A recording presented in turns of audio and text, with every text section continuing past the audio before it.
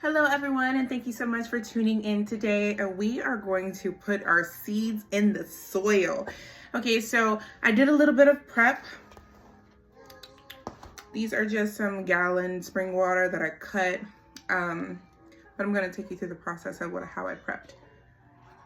So if you look here, I filled up this water bottle to about the baseline. And the reason I did that is because if you go back in time, the vegetation of the earth was watered from the springs of the earth, which means from the bottom up. If you have houseplants and maybe you've struggled with overwatering, the best thing that you can possibly do is water from the bottom. So if you have pots that have holes in it, literally just stick it in a basin of water and it'll absorb all that it needs and it won't take in any others, and you won't have to worry about overwatering ever again.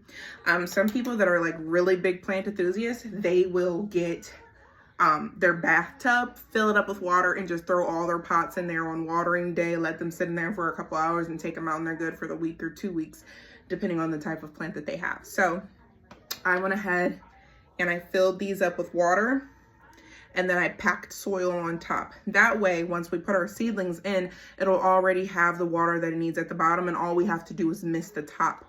If I were to put the dirt in first and then put the water in, I would have to worry about overwatering, having extra water at the bottom that we don't need, soil that might be too soggy. We don't want to drown out our seedlings. We just want to give them just enough so that they can thrive and do everything that they need to do on their own.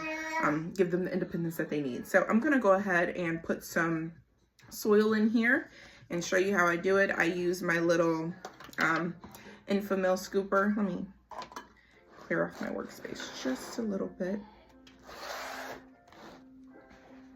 So again, you can get some soil out of your backyard if you want, but I'm using just a regular potting mix for this. And go ahead and scoop it in there.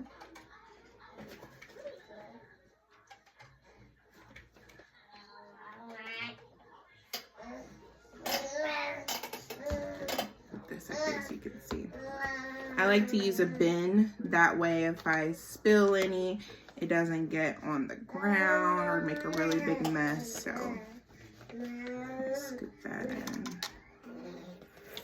And I just keep going and keep scooping, and then pat down and let it soak up the water. And then I pat some more and have a flat surface.